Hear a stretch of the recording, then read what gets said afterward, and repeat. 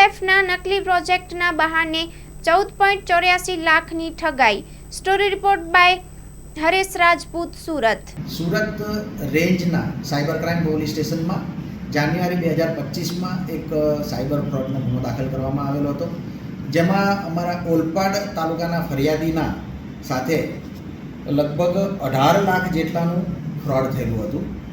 જેમાં ફરિયાદીએ જે ફરિયાદ આપી હતી એ મુજબ ફરિયાદીને તેના ઇન્સ્ટાગ્રામ અને વોટ્સએપના એકાઉન્ટ ઉપર DLF કંપની તરીકે એક કંપની કેટલીક લિંક મોકલતી હતી અને ઓનલાઈન બિઝનેસ કરવા માટે એમને પ્રોત્સાહન આપેલું હતું. જેમાં એ લિંકમાં DLF કંપનીના કેટલાક પ્રોજેક્ટ હોય એ પ્રોજેક્ટમાં રોકાણ કરવાથી અથવા તો બુકિંગ કરવાથી એમને દોઢું રિટર્ન પાછું મળે બીજા જ દિવસે, એ ટાઈપની એમને સ્કીમો આપવામાં આવતી હતી. ફરિયાદીએ થોડા કરીને પ્રથમ 10,000 જમા કરાવ્યા, એની સામે એને 15,000 રૂપિયા મળ્યા. એવી જ રીતના ફરી એને 35,000 જમા કરાવ્યા તો 45,000 પરત મળ્યા. આ સ્કીમો આપી અને ફરિયાદીને લોભામણી લાલચ આપીને આ જે કંપની છે DLF કંપની, એણે અલગ અલગ એકાઉન્ટ નંબર આપીને ફરિયાદી પાસે એની પાસે રોકડ રકમો જમા કરાવી. એમાં ફરિયાદીએ કુલ 14,84,934 જેટલી રકમ જમા કરાવ્યા બાદ એને પરત મળેલી નહીં. એટલે તેની સાથે ફ્રોડ થયાનું એને જાણ થયું, જેથી ફરિયાદીએ સુરત રેન્જના સાયબર ક્રાઇમ પોલીસ સ્ટેશનમાં ફરિયાદ આપતા અહીંયા ગુનો દાખલ કરવામાં આવેલો હતો.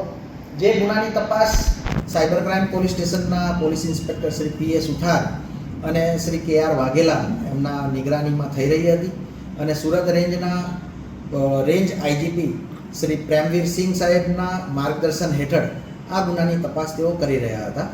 આ ગુનાની તપાસમાં અગાઉ 5 આરોપીઓની ધરપકડ કરવામાં આવેલી છે.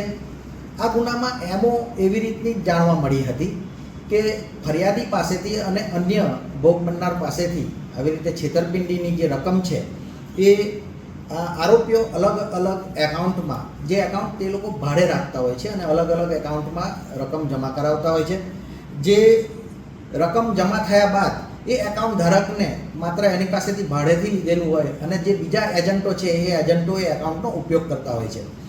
એ રકમ જે એકાઉન્ટમાં છે એમાંથી અલગ અલગ ક્રિપ્ટોકરન્સી, જેવી રીતે USDT નામની ક્રિપ્ટોકરન્સી છે, તેમાં રોકાણ કરવામાં આવતું હતું, એમાં એની ખરીદી કરવામાં આવતી હતી, વેચાણ કરવામાં આવતું હતું. વધુમાં અલગ અલગ ક્રેડિટ કાર્ડના બિલો પરનું પેમેન્ટ કરવામાં આવતું હતું. ક્રેડિટ કાર્ડના બિલો જે પણ પેમેન્ટ કરવામાં આવે એ એકાઉન્ટમાંથી પેમેન્ટ થયા બાદ વળી પાછા એને અલગ અલગ પોર્ટલથી પરત પણ મેળવવામાં આવતા હતા અને આખું એક સિન્ડિકેટ બહાર આવેલું હતું. એમાં ચાઇનીઝ ગેંગનું પણ હાથ હોવાનું આપણને જાણવા મળેલું છે. એ ચાઇનીઝ ગેંગના દોરવણી હેઠળ આ આરોપીઓ ભેગા મળીને આખું ષડયંત્ર રચી રહ્યા હતા. જેમાં અગાઉ સાયબર ક્રાઇમની અમારી ટીમને 5 આરોપીઓ પકડવાની સફળતા મળેલી છે અને તે આરોપીઓના એકાઉન્ટ ધારક, એજન્ટ અને ક્રિપ્ટો ખરીદનારા જે આરોપીઓ છે એના પરથી વધુ લિંક મળતા હાલમાં 3 આરોપીઓની ધરપકડ કરવામાં આવેલી છે. જેમાં 3 આરોપીઓ સલમાન હબીબ પઠાણ જે અમદાવાદનો છે, સફવાન અબ્દુલ રઉફ શેખ તે પણ અમદાવાદનો છે, અલ્તમાસ મકબૂલ શેખ તે પણ અમદાવાદનો છે. 3 આરોપીઓની ધરપકડ કરવામાં આવી છે.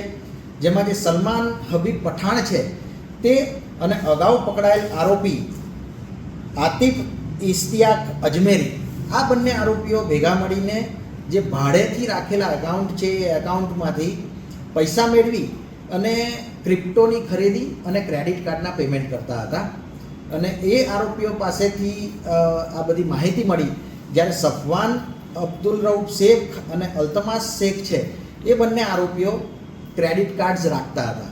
એટલે આ ગુનાની તપાસમાં આ 3 આરોપીઓને જે પકડવામાં આવ્યા છે તેમની પાસેથી 8 મોબાઈલ ફોન કબજે કરવામાં આવેલા છે.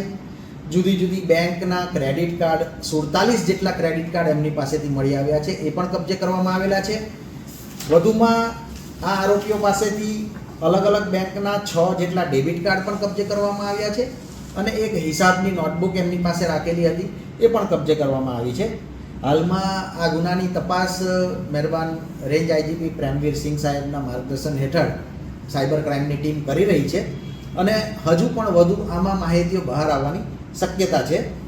આ જે આખી ગેંગ છે એમના દ્વારા CRP પોર્ટલ ઉપરથી તપાસ કરવામાં આવી